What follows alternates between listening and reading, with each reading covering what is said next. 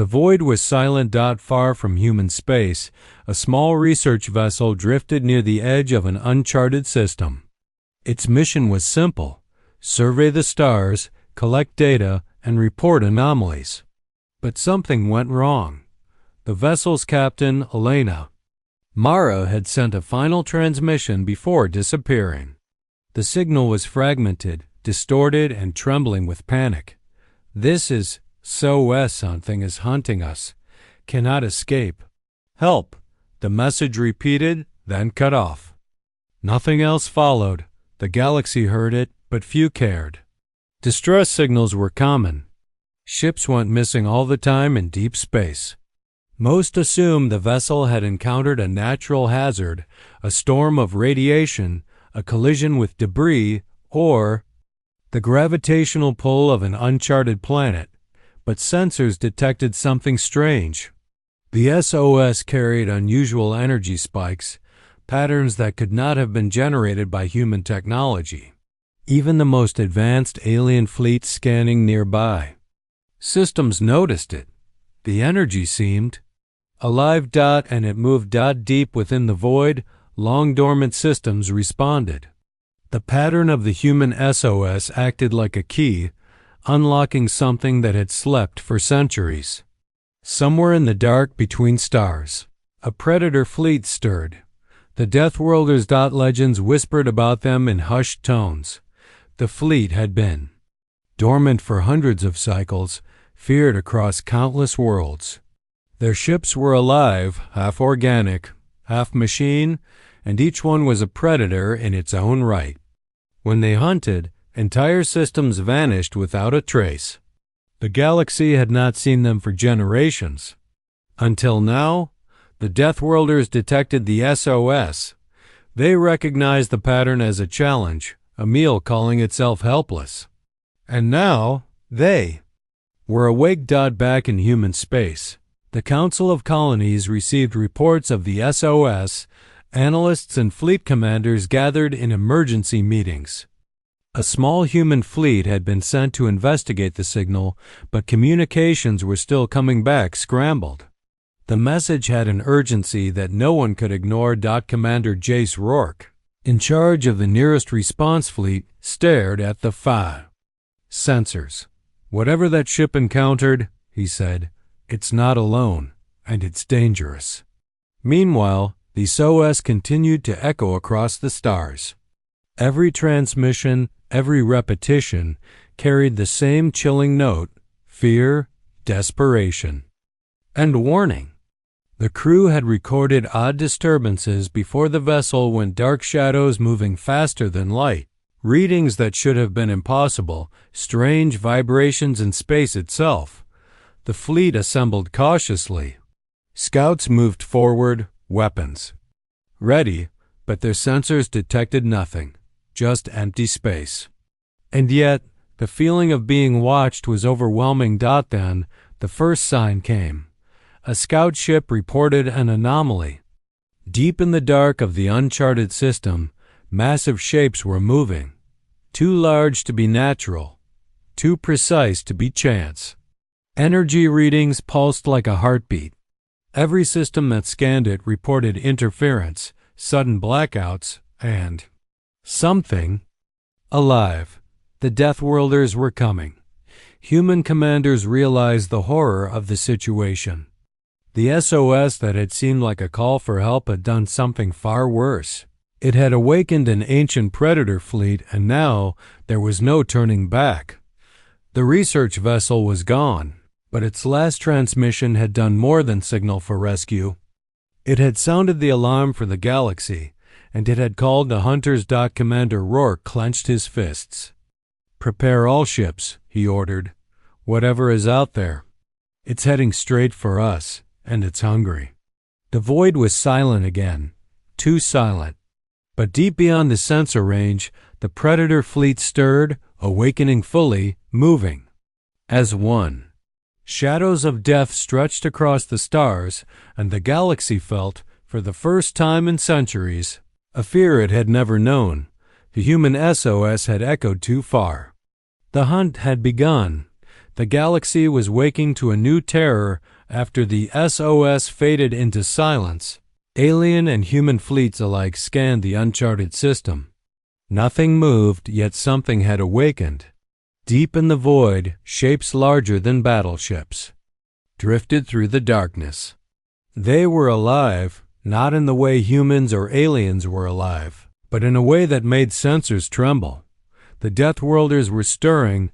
Each ship was organic and mechanical at once. Hulls pulsated like muscle. Engines moved almost like limbs. Every ship in the fleet seemed linked, sensing each other and coordinating with silent, predatory intelligence. The SOS had been their signal, the spark that had woken them from centuries of dormancy. Human reconnaissance ships were first to notice. Small drones reported strange energy readings, impossible navigation errors, and shadows moving against the starlight. Then the first real warning came. A scout vessel disappeared. No explosion, no debris. Nothing but a void where the ship had been. Panic rippled through the human response fleets. Commander Jace Rourke's voice cut through comm channels. "Stay calm. Focus on patterns. They are hunting. But we are not prey yet, not if we understand them." Across the galaxy, alien fleets reacted too late. Messages of warning traveled too slowly. Old legends had described the Deathworlders as unstoppable hunters, but no species had witnessed them awake in full. Ships were already being hunted in uncharted systems. One by one, explorers and miners vanished, leaving only dead transmissions and distorted signals. Human analysts studied the SOS again. They realized the message had not just been a distress call, it was a beacon. The research vessel had triggered something that should have stayed asleep. The SOS had carried energy patterns the Deathworlders could sense, and now the Predator fleet was following the trail, moving toward human space. The humans scrambled their own fleets. Dreadnoughts and defense platforms prepared. Even the small research vessels received emergency orders: retreat, regroup, observe, and survive. But the distance between Earth and the Predator fleet was vast, and time was not on their side. Meanwhile, the Deathworlders moved with terrifying precision. They communicated telepathically across the fleet, coordinating attacks before any human or alien sensors could detect it. Every step the humans took was predicted. Every path they planned was already known. Commander Rourke stared at his maps. The patterns were clear, but terrifying. "They're testing us," he said quietly. The SOS didn't just call for help, it marked us as prey. Scouts reported more disappearances. A small convoy was gone in seconds. There was no fight. The fleet simply vanished. The galaxy realized the true horror. This was not an ordinary enemy. These were hunters. Ancient, intelligent, and nearly impossible to stop, and yet humanity did not falter. Rourke rallied the fleet. "We will fight smart. We will survive. We may not beat them, but we will show them we are not helpless. Every system, every fleet, every weapon will be ready, and we will learn. That is how we survive." In the darkness beyond, the Predator fleet advanced. Shadows stretched across star systems. Every blink of a sensor was met with silence and anticipation. The hunt had begun. Humanity had answered the SOS and awakened the deadliest predators the galaxy had ever feared. The first human fleet waited near the edge of the uncharted system. Sensors flickered with strange readings, energy spikes, and shadows that seemed to move faster than light. The Deathworlder fleet was close now, and the feeling of being hunted pressed on every officer and crew member. Commander Jace Rourke's voice was calm but firm. "All ships, maintain formation. Observe, do not rush. They are predators and predators. Make mistakes only if we force them." Minutes passed. The darkness remained still. Then, suddenly, the Deathworlders struck.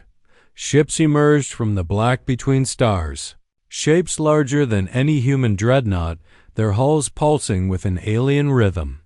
Energy fields glowed like veins. Organic tendrils extended from the ships, moving as if alive, scanning and probing. Human sensors barely kept up. The first exchange was brutal and brief. The human fleet fired conventional weapons, plasma cannons, missiles, lasers. The shots struck the Deathworlders' hulls, but they seemed to flow around them, absorbed, deflected, or nullified. One human cruiser fired directly at a target, and the ship twisted unnaturally, like the predator anticipated every move, avoiding. The strike without acceleration, without sound. Alarm klaxons rang across the fleet. Crew members shouted at screens. "They're reading us!" Someone screamed. "They know exactly what we're going to do." Rourke's eyes narrowed. "Then we change what we do." The humans realized the truth. The Deathworlders were connected. Telepathically or biologically, the entire fleet acted as one. Every maneuver humans tried, every evasive action, every attack was predicted. Conventional tactics would not work. Survival depended on creativity, adaptation, and risk. A young officer, Lieutenant Mara Chun, studied the Predator movement patterns. "Commander," she said, pointing at her console, "their ships react faster than we can track. But their coordination relies on line-of-sight signals between their nodes. If we disrupt one cluster, the others hesitate. That's our opening." Rourke made the decision. All ships split into decoys. Lead them into the nebula field on the far edge. Target clusters individually. Strike fast, then fall back. It's our only chance. The fleet executed the maneuver, weaving among asteroid debris and dense gas clouds. The Deathworlders followed, calculating, adjusting, and striking at shadows. Explosions erupted as human ships attacked individual predator nodes, aiming for the weak points Mara had discovered. Losses were heavy. Some dreadnoughts were destroyed, swallowed by the organic hulls of the predators. Human crews fought with courage, improvising weapons, rerouting power, and taking daring approaches to disable the alien nodes. For the first time, the Deathworlders hesitated. Their coordination faltered. One predator ship twisted erratically before firing blindly, missing entirely. Another paused, its sensors overloaded. Rourke's voice cut through the chaos. "We are learning faster than they expected. Keep pushing." Hours passed. The clash was deadly but decisive. Humans gained ground, not by brute force, but by understanding, adaptation, and courage. They realized that the Deathworlders could be challenged, but only if they thought differently than any fleet had ever done. At the end of the battle, the Deathworlders retreated, leaving the system partially intact but sending a clear message. Humanity had survived. The Predators were not defeated, but now they recognized humans as worthy hunters. Rourke watched the sensors. "They will come back," he said quietly. "Stronger, smarter. But now, we know we can fight them." The galaxy had witnessed the first clash. Shadows had met courage, and humanity had shown that even in the darkest void, cleverness and bravery could stand against an ancient, relentless predator. The hunt had begun, but the humans had learned. The first rule, survive first, adapt second, strike only when the opportunity is perfect. The galaxy held its breath. After the first clash, the humans had learned more about the Deathworlders than any record could teach. Their fleet moved as a single organism, predicting every attack, anticipating every defense. Conventional tactics failed, but humans had one advantage. Ingenuity. Commander Jace Rourke gathered his officers in the command deck of the flagship Resolute. "They hunt us like prey," he said. We can't fight them head on. We must lead them into a trap one they cannot anticipate. The plan was risky. Human colonies in the outer system were evacuated or rigged as decoys. A narrow nebula corridor full of unstable energy and debris was prepared as the battlefield. Hidden human dreadnoughts lay in wait, cloaked and ready. Once they take the bait, Rourke continued, we strike fast, coordinated, and hit them where they are weakest. One mistake, and we lose everything. The gambit began. The Deathworlders detected movement among the outer colonies and advanced. Their fleet split, chasing what they perceived as fleeing prey. Human scouts lured them deeper into the nebula, firing intermittent flares and energy bursts to simulate vulnerability. Inside the nebula, human dreadnoughts emerged. Massive, heavily armed and shielded, they moved in perfect synchronization. Every shot fired, every maneuver executed, was calculated to exploit the Predator fleet's reliance on real-time coordination. The Deathworlders adapted quickly. Tentacles of organic hulls reached forward, weapons charged, and energy pulses screamed across the corridor. Ships collided, explosions flared, and sensors went haywire. Human losses mounted. Several dreadnoughts were heavily damaged, some destroyed. But each sacrifice was calculated, drawing Predator ships into the perfect positions. Mara Chun, analyzing the battle patterns, shouted over the comms, focus on clusters, isolate them. They rely on connection cut-it. The humans executed flawlessly. Energy pulses from the nebula disrupted the Deathworlders' network. Isolated Predator ships became disoriented, their attacks misfired, and coordination broke down. Then came the strike. Human dreadnoughts fired simultaneously at the exposed weak points Mara had identified. The organic hulls shuddered, pulsated, and collapsed in sequences. Predator ships twisted violently, their energy cores destabilized, and one by one, parts of the fleet were disabled. The Deathworlders howled through communication pulses an eerie, alien sound that resonated across the nebula. They retreated, leaving the battlefield strewn with debris and wreckage. The human fleet, though battered, held its ground. Rourke watched the sensors, exhausted but resolute. They underestimated us, he said. We knew how they think. We learned their patterns, and now we survived.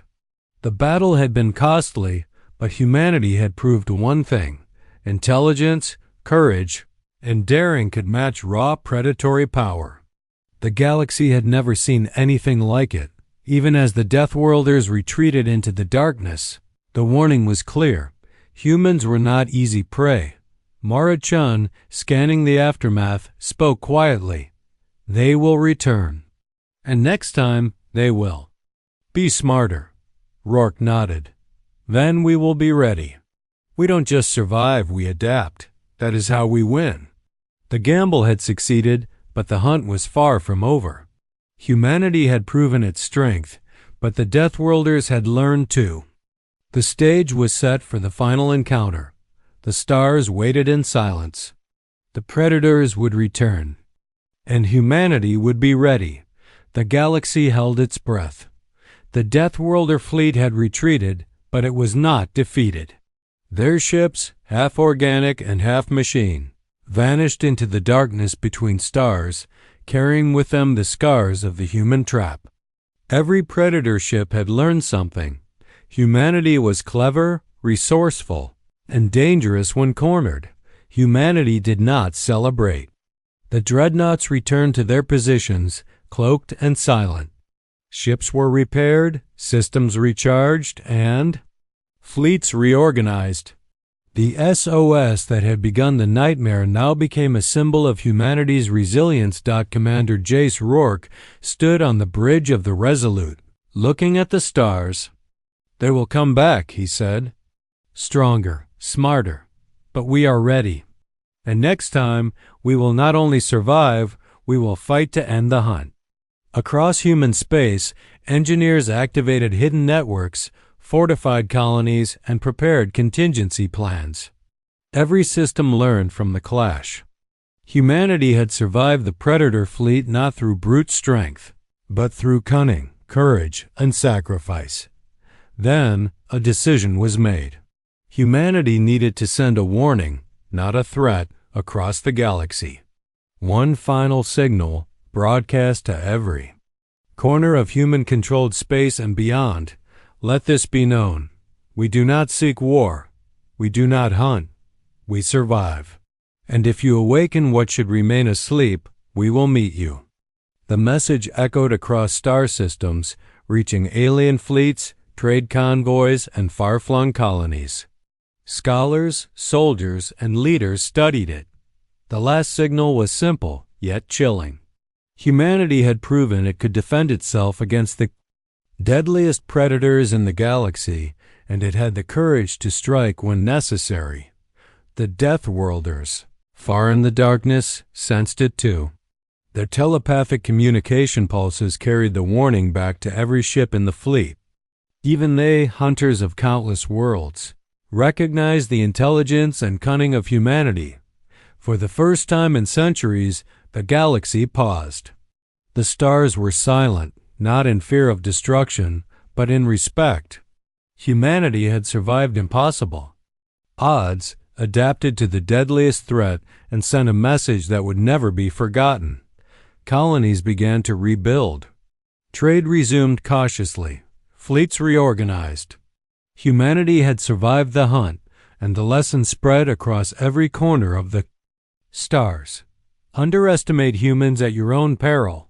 Commander Rourke looked at the blinking lights of the fleet. We were called prey, he said softly. And now we are the hunters of our own destiny.